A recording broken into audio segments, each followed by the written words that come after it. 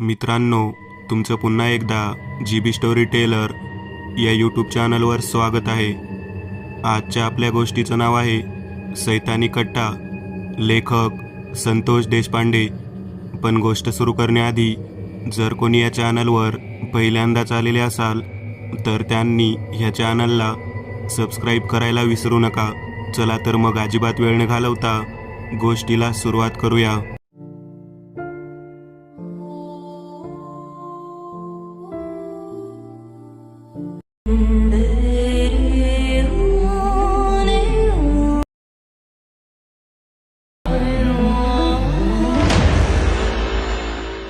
शनिवारचा दिवस होता.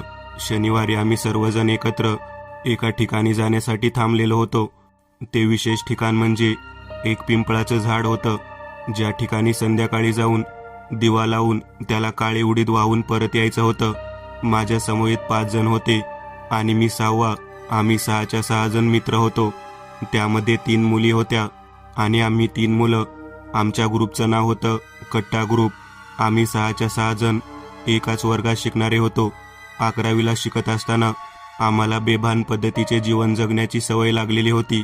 वेगवेगळ्या ठिकाणच्या रहस्यमय गोष्टींचा शोध घेऊन त्यावरती शॉर्ट फिल्म करायची आणि त्याचे रील्स बनवायचे आणि यूट्यूबवर टाकून भरपूर पैसा मिळवायचा, हा आमचा मानस होता. आमच्यामध्ये एक प्रकारचे ते वेडच लागलेलं होतं. माझ्याबरोबर माझ्या दोन्ही मित्रांना सुद्धा यामध्ये खूप रस होता. मी मुळात लेखक होतो. मी ज्या ठिकाणी जाई त्या ठिकाणी जी काही घडत आहे त्याचं अतिशय भयप्रद वर्णन करून त्यावरती एक नवीनच कहाणी लिहून तेथील लाईव्ह शूटिंग घेऊन सर्व काही पुन्हा एका छोट्या चित्रपटांमध्ये म्हणजेच शॉर्ट फिल्ममध्ये कन्वर्ट करत होतो. आज सुद्धा मी एका अशा पिंपळाच्या झाडाजवळ जाणार होतो ज्या झाडाला दूरवरून सुद्धा पाहायला लोक घाबरत होती. त्या झाडाजवळ एक कट्टा होता. तो कट्टा अतिशय प्रसिद्ध होता. लोक म्हणत होते की आजपर्यंत शनिवार आणि बुधवारच्या दिवशी जो कोणी त्या ठिकाणी जाईल तो सहसा लगेच परत कधी आलेला नाही. तो दुसऱ्या दिवशी परत येतो, परंतु जेव्हा तो परत येतो तेव्हा तो स्वतः नसतो. त्याच्या पाठीमागे तो सैतानी कट्टा, त्या कट्ट्यावरती असणारे मुंजा लोक तेथे असतात.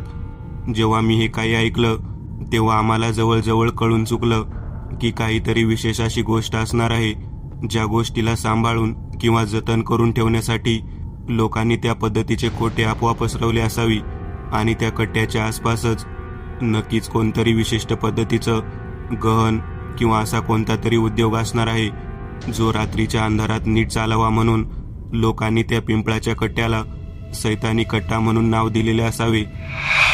मधुरा माझ्याकडे पाहत म्हणाली, हे बघ रुपेश, आतापर्यंत आपण एकूण 6 शॉर्ट फिल्म केलेले आहेत. आता ही जी काही आपण फिल्म करणार आहोत ती खरंच एका विशिष्ट पद्धतीच्या भीतीदायक ठिकाणी जाऊन शूटिंग करणार आहोत. त्यामुळे चांगल्या क्वालिटीचा जास्त पिक्सल असलेला मोबाईल तू सोबत ठेव, त्याशिवाय आपल्याला व्यवस्थित शूटिंग घेता येणार नाही. आणि हो, मागच्या वेळेसारखं नाईट मोड लोकेशन ऑन करायला विसरू नकोस, नाहीतर सर्व काही काळसर अनुभव दिसायचं. मी हे सर्व काही ऐकून घेतल्यानंतर मधुराकडे पाहत म्हणालो, मुळात महत्त्वाची गोष्ट म्हणजे आतापर्यंत आपण ज्या ठिकाणी गेलेलो आहोत ते सर्व ठिकाण तेवढी भयानक म्हणून प्रसिद्ध नव्हती जेवढं हे ठिकाण भयानक म्हणून प्रसिद्ध आहे. तुला माहीत नाही मधुरा, आपण ज्या ठिकाणी जाणार आहोत तेथे मुलींना यायला तर अजिबात परवानगी नाही. ते ठिकाण मुंजा लोकांचं आहे. मुंजा म्हणजे ब्रह्मचारी. तेथे स्त्रियांना तर अजिबात प्रवेश नाही. तेव्हा मधुरा माझ्याकडे पाहत म्हणाली, काही काय बोलतोस? भूतांमध्ये सुद्धा असे प्रकार असतात का? ब्रह्मचारी बनून लग्न झालेले भूत काही सांगून लोकांना गंडवत असतो. मी मधुराकडे पाहत तिला समजावून सांगण्याचा प्रयत्न करत होतो. तेवढ्यात वीरेश माझ्याकडे पाहत म्हणाला, जाऊ दे ना, तिला कुठे समजावत बसतोस? ती काय ऐकणार आहे का? तिला यायचं असेल तर येऊ दे. आपण फक्त पुरुष लोकांच्या कट्ट्यावरती जाऊया. बाकीच्या तिघींना तेथेच थांबू दे. आपण जाताना याचं शूटिंग यांना घ्यायला सांगू, म्हणजे अगदी व्यवस्थितरित्या शूटिंग पण करता येईल. तेव्हा मधुरा आणि तिच्यासोबत असलेली नीता आणि मंजू दोघी जणी म्हणाल्या, अजिबात नाही, आम्ही तिघी जणी तुमच्यासोबत त्या ठिकाणापर्यंत येणार. शॉर्ट फिल्म करताना अशी करतात का? लाईव्ह शूटिंग आणि लाईव्ह अनुभव प्रत्येकाला दाखवला गेला पाहिजे. त्यामुळे तुम्ही अजिबात पुढे जायचं नाही. आपण सगळेजण मिळून जायचं. आमच्या सर्वांचे बोलणे सुरू होते आणि तेवढ्या सोमा आमच्याकडे पाहत म्हणाला, मूर्ख आहात का सगळे? गावातले लोक वेडे आहेत म्हणून सांगत आहेत का की त्या ठिकाणी दिवसासुद्धा कोणी फिरकत नाही म्हणून? आणि तुम्ही चालला आहात शूटिंग करायला? काही गरज नाही. अगदी तशाच्या तसा असलेला एक पिंपळ आणि कट्टा आमच्या बाजूच्या शेतामध्ये आहे. तेथे जाऊन शूटिंग करून मस्तपैकी त्याच कट्ट्याला सैतानी कट्टा नाव देऊन चित्रपट हिट करू. शॉर्ट फिल्म हिट झाल्यानंतर लोकांना काय माहिती की तोच कट्टा आहे का हाच कट्टा आहे? उगाच आपण त्या ठिकाणी जाऊन रिस्क घ्यायला नको. सोमाचे हे बोलणं ऐकल्यानंतर मधुरा म्हणाली, बेकाड कुठला, भित्रा आहेस तू भित्रा. सोमा म्हणाला, उगाच काही बोलू नकोस. ज्या ठिकाणी तू जाण्याबद्दल बोलत आहेस ते ठिकाण काय आहे माहिती तरी आहे का? त्याच्या पाठीमागची पार्श्वभूमी तर माहिती आहे का? मी सोमाकडे पाहत म्हणालो, तुला काय माहिती आहे? तू एवढं सांगत आहेस. तेव्हा सोमा म्हणाला, अरे रुपेश, वेळ घेऊन पेडगावला जाऊ नकोस. वीरेशच्या चुलत काकाचं काय झालं माहीत नाही का? ते आणि त्यांचे 4 मित्र त्याच कट्ट्यावरती पार्टी करण्यासाठी गेले होते. त्या ठिकाणी कोणीच नसते, कोणी जात नाही, कोणी येत नाही. निर्मनुष्य ठिकाण आहे म्हणून ते 4 जण त्या ठिकाणी गेले होते. आता केवळ फक्त वीरेशचे काका जिवंत आहेत. ते पण जिवंत नसून मरणापेक्षा बेकार पद्धतीने जीवन जगत आहेत. मी सोमाकडे पाहत म्हणालो, म्हणजे ते जे काही चित्रविचित्र पद्धतीचे वागतात त्याचं कारण तो सैतानी कट्टा आहे. तेव्हा सोमा माझ्याकडे पाहत म्हणाला, मग तुला माहित नाही का तिथे बोर्ड लिहिलेला आहे, दिवस मावळल्यानंतर या भागामध्ये येण्यास मज्जाव आहे. मग लोक मुद्दामून 6 वाजल्यानंतर तिकडे जायचं का टाळतात? तुला माहित नाही, ते जर चुकून जरी कोणी जाण्याचं धाडस केलं तरी तो व्यक्ती लगेच परत येत नाही, दुसऱ्या दिवशी परत येतो. परंतु जेव्हा परत येतो तेव्हा तो नसतो, त्याच्या पाठीमागे दुसरेच कोणीतरी लागलेले असते. ते म्हणजे मुंजा नावाचे भूत असते, जे ब्रह्मचारी व्यक्तीचं असतं. मी म्हणालो, तू म्हणतो ते सगळं खरं आहे, परंतु आपण जर त्यांना भेटलो तर आपल्याला कळेल ना की नेमकं काय घडलं होतं ते. तेव्हा सोमा माझ्याकडे पाहत म्हणाला, नको त्या गोष्टीमध्ये कशाला पाय घालतोस? तो व्यक्ती त्याच्या 3 साथीदारांच्या मृत्यूमुळे आणि त्याने पाहिलेल्या मृत्यूमुळे अगोदरच भेदरलेला आहे. त्याला मानसोपचार तज्ज्ञाचे उपचार सुरू आहेत आणि आपण आज जाऊन त्याला अजून काहीतरी विचारून खेळायचं मला नाही आवडत. मी सांगतो त्या पद्धतीने करू. माझ्या बाजूच्या शेतामध्ये अगदी त्या पद्धतीचा कट्टा आणि तशा पद्धतीचं पिंपळाचं झाड आहे. आपण तेथे शूटिंग करू. माझ्यासोबतचे सर्वजण त्या गोष्टीला तयार नव्हते, परंतु सोमाने जे काही सांगितलं होतं ते ऐकल्यानंतर ते घाबरले होते. मी सोमाला म्हणालो, तू म्हणतो त्या पद्धतीने मला वाटतं आपण एकदा वीरेशच्या चुलत काकांना भेटायला हवं. वीरेश माझ्याकडे पाहत म्हणाला, मलाही तसंच वाटतं. आपण एकदा प्रत्यक्ष भेट घ्यायला हवी, त्याशिवाय नेमकं काय होते ते कळणार नाही. वीरेशचे बोलणे ऐकल्यानंतर मी, सोमा, आमच्यासोबत असलेल्या काही मुलींना घेऊन त्याच्या काकाकडे जायचे ठरवले. संध्याकाळी त्या कट्ट्याच्या दिशेने जायच्याऐवजी अगोदर त्याच्या काकाला भेटावे असे आमच्या ग्रुपने ठरवले. आम्ही एका पाठोपाठ एक या पद्धतीने वीरेशच्या चुलत काकांच्या घरी पोहोचलो. त्या ठिकाणी बाहेरच एक चौकीदार बसलेला होता. त्याने आम्हाला पाहिल्यानंतर आम्हाला तिथूनच हुसकावून लावायला सुरुवात केली. वीरेश पुढे आला आणि बोलू लागला. वीरेशला पाहिल्यानंतर चौकीदाराच्या लक्षात आले. त्याने आम्हाला एकेकाला बाजूला उभा राहायला सांगितले. वीरेशला तो म्हणाला, आज कशाला जाता? आज शनिवार आहे, तुम्हाला माहीत नाही का? चौकीदार वीरेशकडे पाहत असे बोलत असताना वीरेश म्हणाला, हो माहीत आहे, परंतु नेमकं काय आहे ते जाणून घेण्यासाठीच निघालेलो आहे. चौकीदार म्हणाला, मी तर कधीच शनिवारी आणि बुधवारी आतमध्ये प्रवेश करत नाही. घराला बाहेरूनच कुलूप लावलेलं आहे. तुम्ही खिडकीतून बोलू शकता, खिडकीला जाळी लावलेली आहे. पण एक लक्षात घ्या, कोणतीही स्त्री मुलगी अजिबात त्याच्या समोर जाता कामा नये. वीरेश माझ्याकडे पाहत म्हणाला, रुपेश चल, आपल्याला बाहेरूनच बोलायचं आहे. मुलींनो, तुम्ही सुद्धा चला. तेव्हा चौकीदार म्हणाला, स्त्रियांना तर प्रवेश अजिबात नाही, नका जाऊ तिकडे. सोमा म्हणाला, मी काय म्हणालो होतो कळालं का? त्या ठिकाणी जो जातो तो स्वतःहून जातो, परंतु परत येताना तो व्यक्ती राहत नाही. त्याच्या शरीरामध्ये त्याच्या संपूर्ण आत्म्यावरती एका विशिष्ट सैतानी शक्तीचा प्रादुर्भाव होतो. म्हणूनच तर त्याला सैतानी कट्टा म्हणतात. हे बोलणं ऐकल्यानंतर चौकीदार आमच्याकडे पाहत म्हणाला, एवढं सगळं माहिती आहे, मग कशाला इथे आलेला आहात? तुम्हाला त्याची ताकद काय आहे माहीत नाही का? सगळ्या गोष्टीची माहिती असून सुद्धा पुन्हा विषयाची परीक्षा घ्यायला इथे आलेला आहात. चौकीदाराचे बोलणे ऐकल्यानंतर आम्ही जरा दबकलो. मी चौकीदाराजवळ जाऊन बोलू लागलो, काका आम्हाला त्या कट्ट्याच्या दिशेने जायचं आहे, परंतु नेमकं तिथे काय आहे हे जाणून घेण्यासाठी आम्ही विरेशच्या काकांजवळ आलेलो आहोत. चौकीदार म्हणाला, मूर्ख आहात का तुम्ही? जो कट्ट्याचा मालक आहे तो तेथे बंदिस्त केलेला आहे. तो त्याचा कट्टा आहे, सैतानी कट्टा, एक भयानक मुंजा, आणि तो या विरेशच्या काकाला लागलेला आहे. त्याला बंदिस्त करून ठेवला आहे आणि तुम्ही म्हणत आहात की त्याला जाऊन विचारायचं आहे की त्या कट्ट्याचं रहस्य काय आहे. जरा डोक्याचा भागबीग आहे का नाही तुम्हाला? त्या चौकीदाराचे बोलणे ऐकल्यानंतर आम्ही थोडे मागे सरकलो. चौकीदार म्हणाला, जर सगळी माहिती घ्यायची असेल तर त्याला विचारायच्या ऐवजी मला विचारा. याच्यासोबत असलेले तिघेजण कशा रीतीने गेले ते सुद्धा सांगेन. मी या सर्व घटनेला जाणून आहे. या ठिकाणी मी उगाच थांबलेलो नाही. बाहेरून कुलूप लावला आहे. बुधवार आणि शनिवार तर कोणताही व्यक्ती आतमध्ये जात नाही. मी चौकीदाराचे बोलणे ऐकल्यानंतर त्याला म्हणालो, निदान लांबून तरी पाहू देत. चौकीदार म्हणाला, लांबून पाहण्याबद्दल काही नाही, परंतु तुमच्यामध्ये तेवढं धाडस पाहिजे. आम्ही तिघेजण म्हणालो, आम्ही तिघेजण तुमच्या पाठोपाठ येतो, तुम्ही पुढे व्हा. तेव्हा चौकीदार म्हणाला, वेडा आहात का? मी इथून हालतसुद्धा नाही संध्याकाळ झाल्यानंतर. तिकडे कितीही आवाज आला आणि काही झालं तरी मी तिकडे जात नाही, आणि तुम्ही मलाच तिकडे चला म्हणत आहात. मी पुन्हा एकदा चौकीदाराला विनंती केली. तेव्हा चौकीदार कसा बसा तयार झाला. आम्ही हळूहळू त्याच्या पाठोपाठ निघालो. त्या ठिकाणी जो मुख्य दरवाजा होता त्याला बाहेरून कुलूप लावलेलं होतं. त्याच्यावरती मंतरलेले गंडे दोरे लावलेले होते. बाजूच्या खिडकीजवळ पोहोचल्यानंतर संपूर्णतः जाळी होती. आतमध्ये पूर्णतः दिवा चालू होता. आम्ही दुरून पाहत होतो. साधारण 5 फुटाचं अंतर असावं. एकदम नीरव शांतता. कोणीही काहीच बोलत नव्हतं. आतमध्ये पाण्याचा नळ चालू होता आणि त्याचा टप टप आवाज येत होता. विरेश माझ्याकडे पाहत शांत राहायला सांगत होता. चौकीदारनेही काही शब्द न बोलता केवळ बोटाच्या इशाऱ्याने आम्हाला खिडकीच्या दिशेने दाखवलं. आतमध्ये सोफा सेटवरती खाली मान घालून बसलेला विरेशचा चुलत काका दिसला. त्या काकाकडे पाहिल्यानंतर नेमकं स्वरूप काय असू शकतं ते समजलं नाही.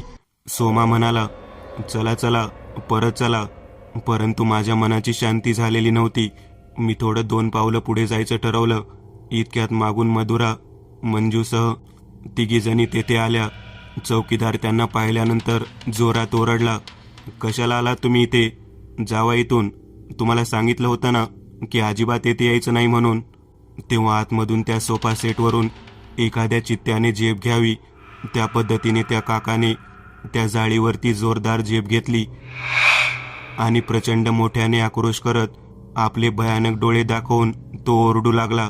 त्याचे ते दृश्य, त्याचा चेहरा पाहून आम्ही आहे त्या ताकदीने परत मागे वळून धावत सुटलो.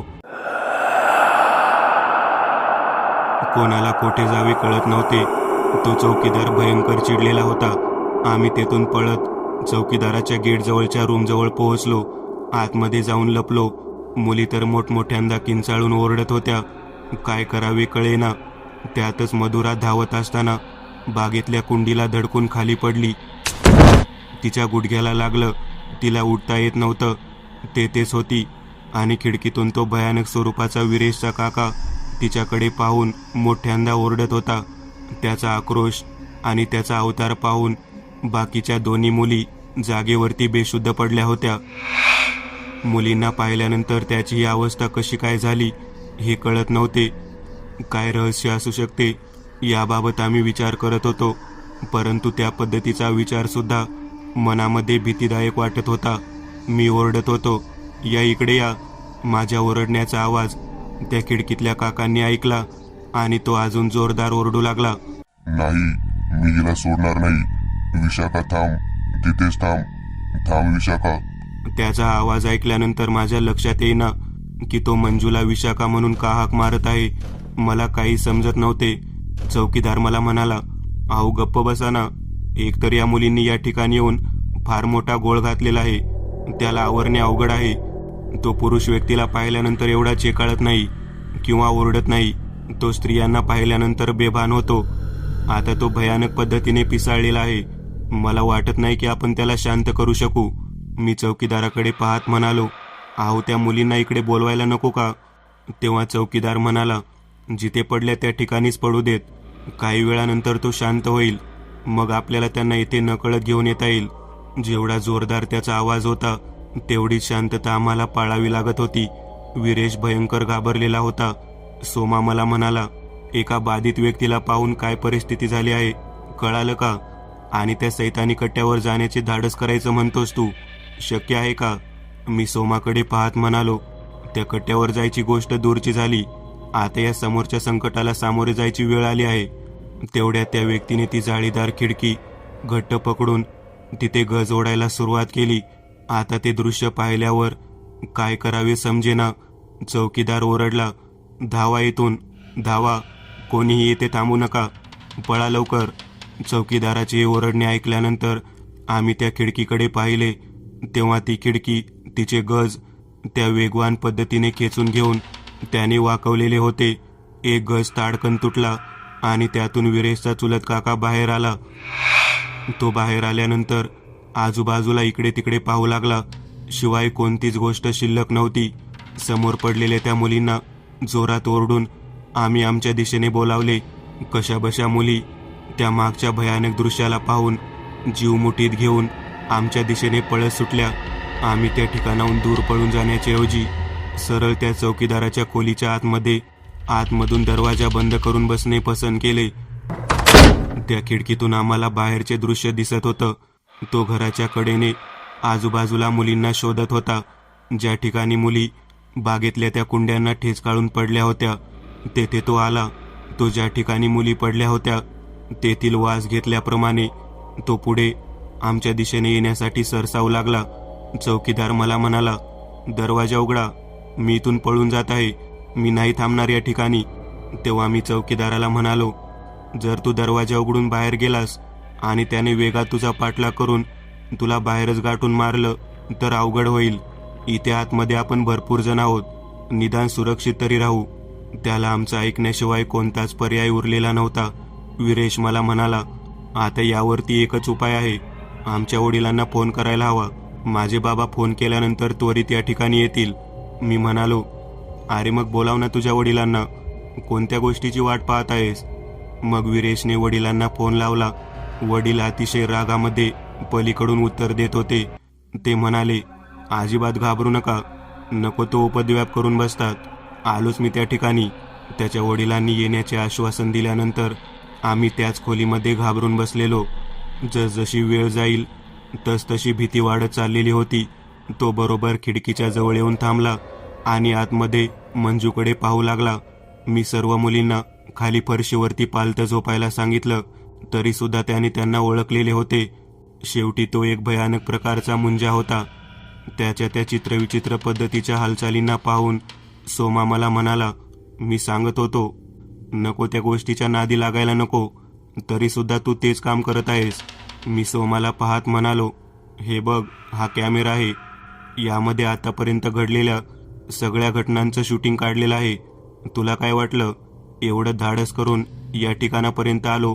हे सर्व जे काही दृश्य आहे ते उगाच मी जाऊ देणार आहे? माझ्या जवळच्या पेन कॅमेऱ्यामध्ये हे सर्व काही मी कैद केलेलं आहे.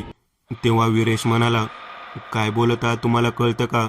एवढं भयानक सत्र सुरू आहे आणि तुम्ही आपल्या शॉर्ट फिल्मच्या बाबतीत चर्चा करत आहात. तेव्हा सोमा म्हणाला, बघ ना, याला दुसरं काहीच पडलेलं नाही.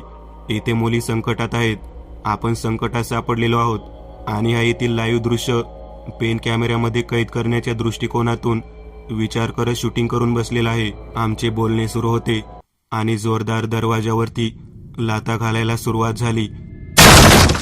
आतमध्ये दरवाजाची कडी धडधडू लागली. तो ओरडत होता, त्याचा आवाज खूप मोठा येत होता.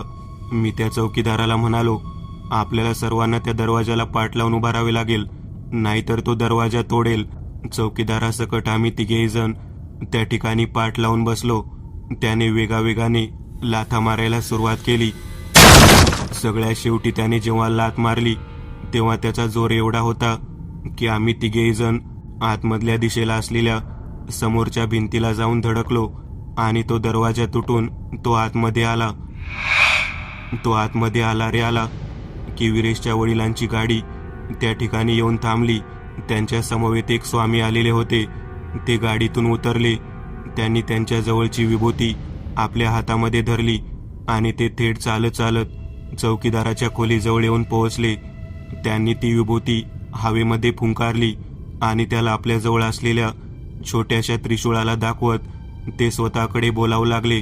वीरेशचे वडील आम्हाला म्हणत होते, जागेवरून हालू नका, इथेच बसून राहा. आता तो काहीच करणार नाही. स्वामीजी आम्हाला बोटाच्या इशाऱ्याने शांत बसायला सांगत होते. स्वामीजी त्याच्याशी चर्चा करत होते. तुला जी व्यक्ती हवी आहे तिला मी घेऊन आलेलो आहे. तू चल माझ्यासोबत. चल, तुला कुठे जायचे आहे त्या ठिकाणी नेऊन पोहोचवतो. तेव्हा तो ओरडू लागला, कट्टा, माझा कट्टा, मला माझ्या कट्ट्यावरून इकडे कशासाठी आणला आहे? मी माझ्या कट्ट्यावरती जाणार. मग स्वामीजींनी त्याला बाहेर बोलवायला सुरुवात केली. मस्तकावरती पांढरी शुभ्र विभूती लावलेले ते स्वामी आमच्या दृष्टिकोनातून देव म्हणूनच धावून आलेले होते. त्यांनी त्याला अलगद बोलावून बाहेर घेतलं आणि गाडीमध्ये बसायला सांगितलं. तो गाडीमध्ये बसला नाही.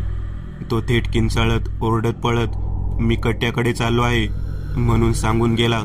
त्याचा हा भयानक नंगा नाच पाहून आम्ही सर्वजण घाबरलेलो होतो. आमच्या जीवाचं पाणी पाणी झालं होतं. मुली तर इतक्या मोठ्याने ओरडत होत्या की वीरेशचे बाबा आम्हाला म्हणाले, नको त्या पंद्यामध्ये नाही त्या गोष्टी करता. तुम्हाला कळतं का काय करून बसलेला आहात तुम्ही? अरे मूर्खांनो, या ठिकाणी या व्यक्तीला मी का म्हणून आणून ठेवलेला आहे माहिती आहे का? तो निर्मनुष्य ठिकाण असल्याशिवाय शांत राहू शकत नाही. त्याला एकांतवास हवा आहे.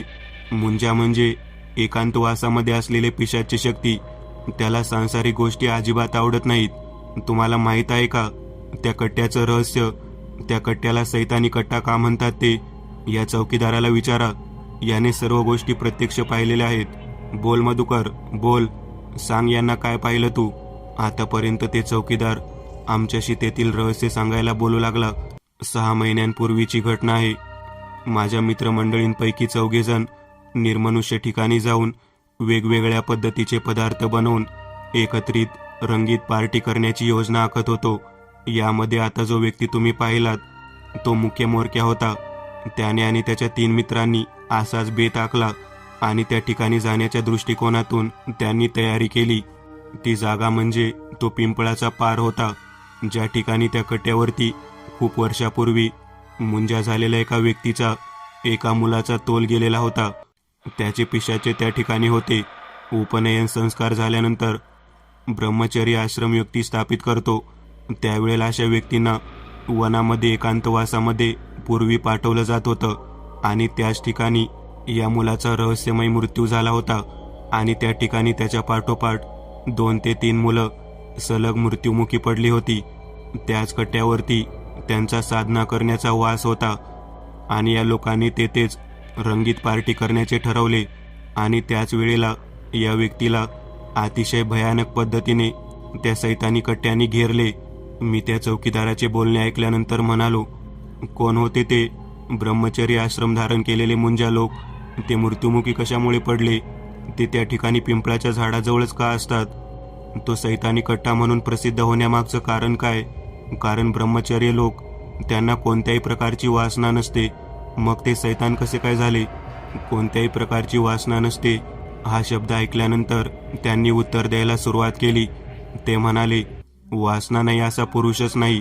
लक्षात ठेवा, केवळ कर्ममार्गाने कोणतेही कार्य करत असताना जर ते अर्धवट राहिले तर त्या अर्धवट राहिलेल्या तीव्र इच्छेचे पिशाच निर्माण होते. वेगवेगळ्या पद्धतीच्या पिशाच शक्तींचे प्रकार आहेत. ओली बाळंतीण, आलवंतीण, विधवा पिशाच म्हणजे लावसट, वृद्ध पिशाच म्हणजे ब्रह्मसंबंध, बाल. या पद्धतीनेच मुंजा म्हणून सुद्धा एक प्रकार आहे.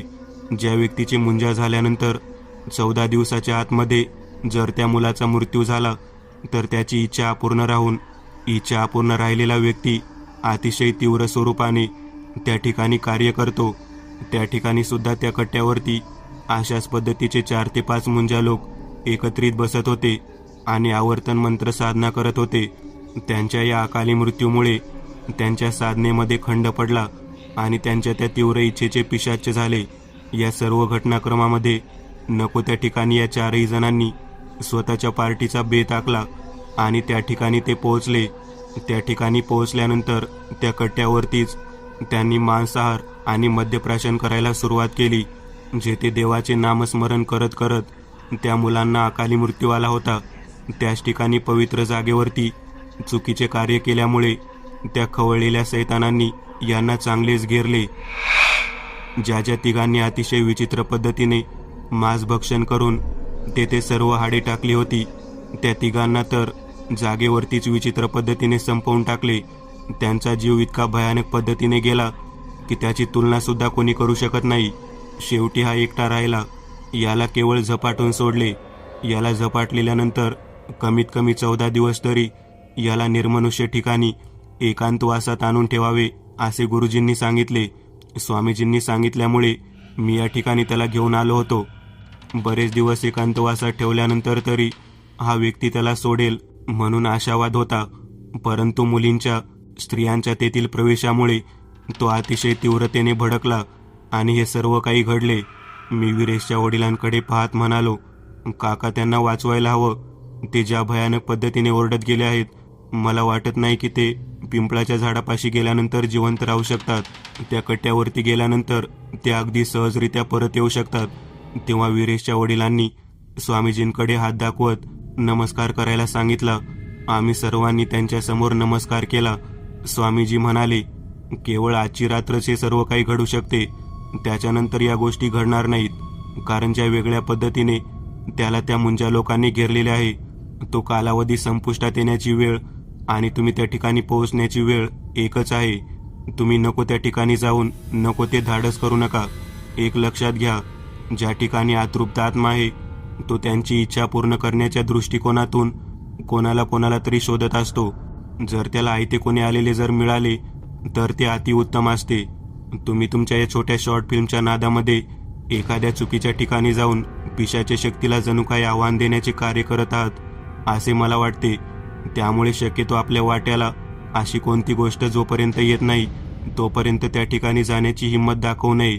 लक्षात घ्या, चुकून जर घडलं तर ते संपुष्टात आणता येतं, परंतु जर जाणीवपूर्वक जर एखाद्याला आव्हान दिलं तर मग मात्र खूप अवघड गोष्ट असते. स्वामीजींचे बोलणे ऐकल्यानंतर रुपेश, मी, सोमा आणि आमच्या समवेत असलेल्या तिन्ही मुलींना जवळजवळ कळून चुकलं होतं की आपण जाणून बुजून एखाद्या विशिष्ट ठिकाणी जाऊन जे काही मोबाईलमध्ये शूटिंग करून छोटे छोटे रील्स आणि शॉर्ट फिल्म बनवत होतो ते सर्व काही स्वतःहून वाईट शक्तीला आमंत्रण देण्यासारखंच आहे आणि ते चुकीचं आहे. 4-2 पैसे प्राप्त करण्यासाठी आणि आपल्या आवडीसाठी म्हणून आपण जे काही करत आहोत ते बऱ्यापैकी चुकीचे आहे. स्वामीजींनी आम्हाला जी समज दिली ते आम्ही अवलंबणार होतो. आता आमचा पुढचा प्रवास एका विचित्र पद्धतीने त्या साहित्याने कट्ट्याच्या दिशेने होणार होता. स्वामीजी आम्हाला म्हणाले, तुम्हाला प्रत्यक्ष दाखवतो एखाद्या सैतानी आत्म्याची इच्छा तरी काय असते. आम्ही त्यांच्या समवेत गाडीमध्ये बसलो.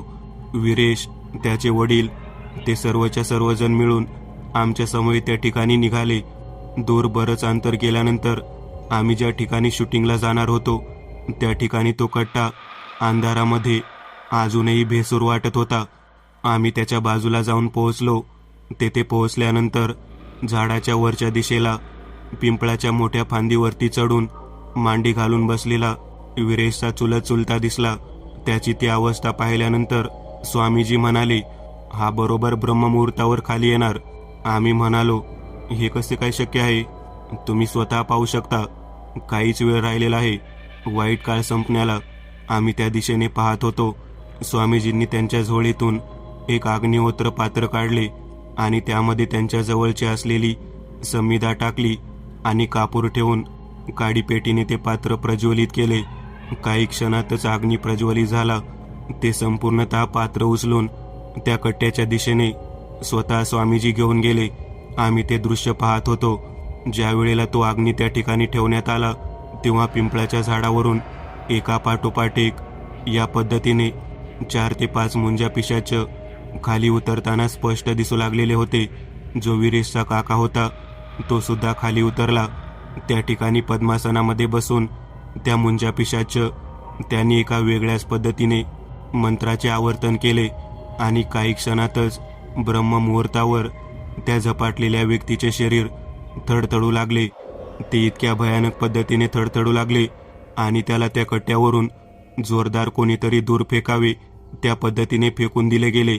इतक्या वेगामध्ये त्याला दूर फेकण्यात आले होते की जणू काही तो आता नको झालेला आहे असे त्यातून दाखवून द्यायचे होते. स्वामीजी म्हणाले, त्या पवित्र मुंजा लोकांनी या काकाचे शरीर, या व्यक्तीचे शरीर सोडलेले आहे. आता ते मुक्तीच्या दिशेने प्रवास करत आहे. आम्ही त्या अग्निहोत्राच्या वरच्या दिशेने पाहत होतो तेव्हा वरच्या दिशेने ते पवित्र आत्मे तेथून मुक्त होत होते. स्वामीजी म्हणाले, एखादी मंत्रसाधना राहिली असल्या कारणाने ते अतृप्त असणारे मुंजा पिशाच हे या कट्ट्यावरती थांबलेले होते. लोकांनी याला सैतानी कट्टा नाव दिले, परंतु खऱ्या अर्थाने हा एक पवित्र कट्टा आहे. तेथे वाईट कार्याला अजिबात परवानगी नाही. परंतु या व्यक्तीने त्याच्या मित्रांसह येथे चुकीचे कार्य करण्याचा प्रयत्न केला आणि त्याची शिक्षा त्याला मिळाली. खूप मोठे नशीब म्हणून हा व्यक्ती केवळ दूरवर फेकला गेला, नाहीतर शक्यतो पिशाचे बाहेर पडताना व्यक्तीला इतका भयानक त्रास होतो की त्याचा जीवसुद्धा त्यामध्येच जात असतो. आम्ही हा सर्व प्रकार स्वतःच्या डोळ्याने पाहिल्यानंतर स्वामीजी समोर हात जोडले आणि दूरवर विरेशच्या चुलत चुलत्याला फेकलेल्या अवस्थेतून त्याला उठवून आणून गाडीमध्ये घालून परत निघालो.